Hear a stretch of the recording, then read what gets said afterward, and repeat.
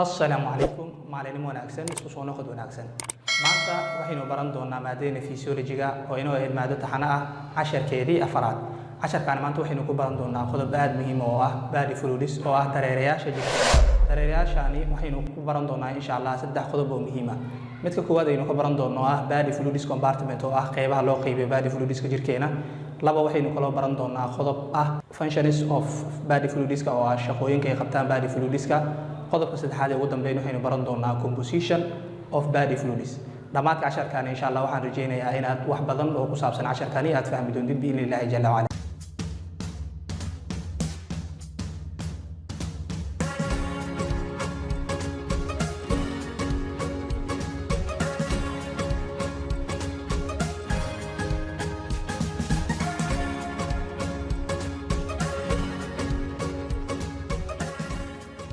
haddaba inuu bilaabno casharkeeni maanta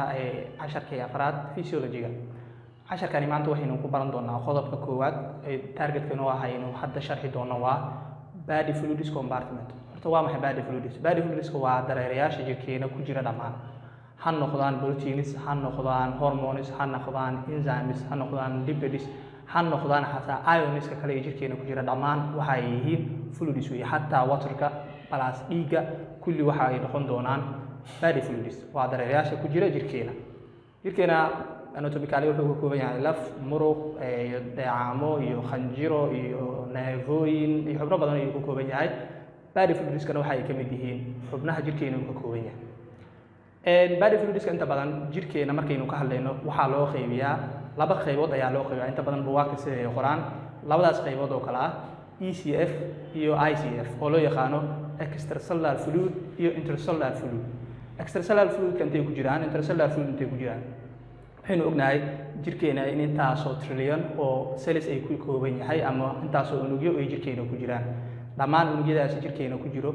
waxa ay qabtaan specific function ay isla wada qabtaan qaar ayaa ah sida hemoglobin transportation ka qabta sida RBC oo kale qaar ayaa ah signalska inay kala gudbiyaan sida nervous cell oo kale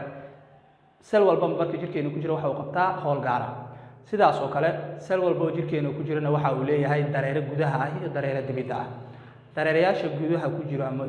ku jiro cellka gudihiisa waxa loo yaqaan marka intercellular fluid ayaa loo yaqaan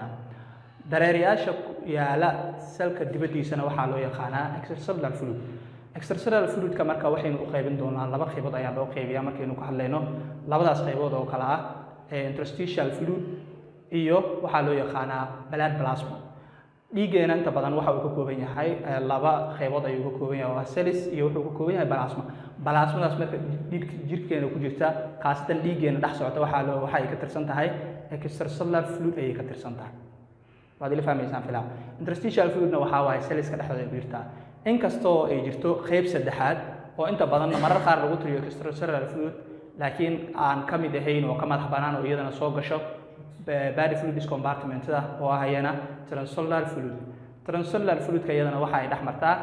inta u dhaxaysa cellska ayay u dhaxaysaa markaynu ka hadlayno marka cellska jirkeena ama aynu ka hadlayno fluid of jirkeena uu ka kooban yahay waa ay ku kala duwan yihiin nooleyaasha siday u kala duwan yihiin waxa ay u kala duwan yihiin age-ka ahaan way u kala duwan yihiin sexiga ama genderka way kala duwan yihiin oo ragga iyo dumarka isku kiima aan body fluidskooda isku mid ma ahan oo ah xajmiga looga baahan yahay oo jirka inuu lahaado markaynu ka hadlayno age-ka oo kale cunuga yar qofka dhalinyarada iyo qofka da'da ah dhammaantooda markii loo fiiriyo body fluidskooda isku mid ma ahan waxaa jirta marka kulama ay ziyaado ama kulama uu dhiig ay badan yahay body fluidska ay badan yihiin qofkaasi da'diisa ayaa yar kulama uu ziyaado cimri uu ziyaadana waxa yar ayaynu dhahaynaa body fluidska ayaa yar transcellular fluidska aadaynu ka hadalno transcellular fluidska 1 ilaa 2 litro kale waa fluidska jirka markii loo fiiriyo iyaga ayaa qaata fluidska jirka marka waa imise fluidska jirka markaynu ka hadlayno nooleyaasha heerar kala duwan ayay soo maraan waa inay ku kala duwan yihiin litradaas aynu sheegayno 42 litir oo kale ayaa ay yihiin qofka markuu da'diisu tahay adult khaasatan 70 kg oo kale uu yahay 42 kg oo kale ama 60% jirkiisu waa maxay jirkiisu waa fluids body fluids ayaa ku jiro markaynu ka hadlayno marka heerarka ay soo maraan inta badan waa ay ku kala duwan yihiin tusaale ahaan age oo kale sexiga oo kale oo ahaa male iyo female markaynu u kala fiirinayno oo kale aynu u fiirino intaasi waa ay ku kala duwan yihiin hadda marka haddaynu fiirino marka heerarka uu soo mara cunuga uurjiifta ah ee caloosha hooyadiisa ku jira intii uusan banaanka soo bixin uusan dhalanin jirkiisa boqolkiiba 97 waa fluids weeyaan marka uu dhasho kadib jirkiisa 77 ka mid ah waa fluids weeyaan waa isla taamaale heerka koowaad caloosha hooyadiisa marka uu ku jiro waa 97 aynu warnay marka uu marayo heerka labaad oo ah marka uu dhashona waxa uu noqonayaa 77% marka uu qaangaaro marka uu rag noqdo ama dumar hadda waa meeshan aynu ku sheegay marka in sex aan ay kala duwan yihiin dumarka oo kale markay adult female loo fiiriyo 54% jirkooda waa fluids halka ragga 60% ay yihiin body fluids kooda elderki marka isla noqdo ama daada marka isla noqdo waa laga wada siman yahay oo ah ragga iyo dumarka ba jirkooda inta ku jirto oo dareeraha waxay noqon doonaan 45% haddaba marka aynu u gudubno qaybta labaad aynu kaga hadlayni ama aynu rabno inaan kaga hadalno functions of body fluids aynu kaga hadlayni functions of body fluids ka aynu u gudbinaa intaynu u gudbin ka hor aynu soo koobno waxaynu ka hadalnay body compartments ka saddex aynu u qaybinay saddexdaas oo ah extracellular fluid intracellular fluid extracellular fluid oo kala baxaya interstitial fluid iyo waxa kale oo kala baxaya blood plasma midka saddexaad aynu ku darnay oo ahaa transcellular fluid isagana waxaynu sheegnay 1 ilaa 2 litir oo kale inuu yahay marka la fiiriyo jirka dareerayaasha jirkeena markaynu ka hadlayna marka qodobkan labaad waxaynu ku sheegi doonaa shaqooyinka ay jirkeena u qabtaan horta shaqo jirkeena ma u qabtaan dabcan shaqo ay u qabtaan jirkeena shaqooyinka ay jirkeena u qabtaan waxaa ka mid ah body fluidska waxa ay fududeeyaan transportation ka ay fududeeyaan waa maxay in nutrientska hormoneska oo ah nafaqada hormoonada iyo molecuulada kale ee jirkeena in lagu gudbiyo ama lagu wado jirkeena ayay ka qayb qaataan waad ifahmaysaan filayaa qodobka labaad waxa ay caawiyaan selka maxay ka caawiyaan inuu iska soo saaro waste productiga unuga inuu wax walba oo wasakh ku jirto iska soo saaro ayay ka caawiyaan waxa kale oo ay qabtaan waxa ay ka qayb qaataan ama ay qayb ka noqdaan body cavities-ka sida qayb ugu noqdaan sida pericardial oo kale hadda waxa ku jiro dareerahaas wuxuu qayb ka yahay pericardial cavity pleural cavity oo kale hadda waxa ku jiro dareere ayaa ku jiro dareerahaas oo kale isagana waxa uu qayb ka yahay muxuu qayb ka yahay waxa uu qayb ka yahay cavitieskaas ayuu qayb ka yahay intaasna waa uu ka qayb qaataa howlahaas aynu sheegnay iyo howlaha kale ee ka badan oo halkan ku yaala dhammaan waxa qabto body fluidska ayaa qabto waxayna u qabtaan jirka qaybihiisa kale haddaba marka haddii aynu sheegnay in intaas howl uu qabto